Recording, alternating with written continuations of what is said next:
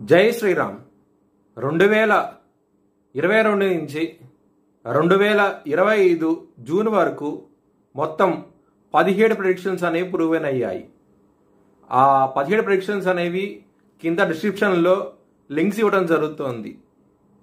మీనరాశికి అధిపతి గురువు. మీనరాశిలో ఉత్తరాభాద్ర 4 పాదాలు, రేవతి 4 పాదాలు, పూర్వాభాద్ర 4వ పాదం ఉంటుంది. ఈ నక్షత్రం వాళ్ళందరికీ నేను చెప్పే వార ఫలితాలు వర్తిస్తాయి.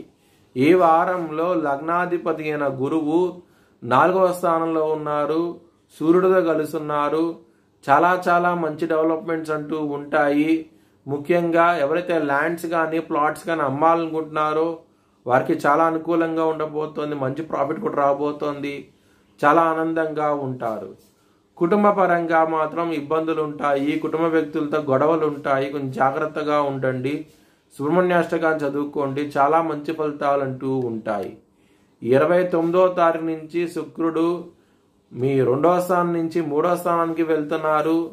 దాని మూలంగా చాలా ఇబ్బందులు రాబోతున్నాయి.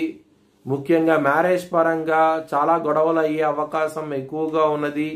ఒక స్త్రీ మూలంగా భార్యాభర్తల మధ్య గొడవలు వచ్చే అవకాశం ఎక్కువగా ఉన్నది. కొంచెం జాగ్రత్తగా ఉండండి. హనుమాన్ చాలీసా పారాయణం చేయండి. మంచి ఫలితాలంటూ ఉంటాయి. సప్తమాధిపతి అయిన బుధుడు 5వ స్థానంలో ఉన్నారు. లవర్స్కి మాత్రం ఈ వారం అనేది చాలా అనుకూలంగా ఉండబోతోంది. లవ్ ప్రపోజ్ చేయండి. యాక్సెప్ట్ చేసే అవకాశాలు ఎక్కువగా ఉన్నాయి. రుణరోగ శత్రుస్థానంలో కుజుడు కేతువు ఉన్నారు. శత్రులు అధికంగా ఉంటారు. ఈ వారంలో మాత్రం మీరు కొంచెం జాగ్రత్త అంటూ ఎక్కువ తీసుకోండి. వ్యయ స్థానంలో రాహు ఉన్నారు. అనవసరమైన ఖర్చులు అనేవి అధికంగా ఉంటాయి. ఈ వారంలో కొంచెం జాగ్రత్త అంటూ ఎక్కువ తీసుకోండి. దక్షిణామూర్తి స్తోత్రపారాయణం చేయండి.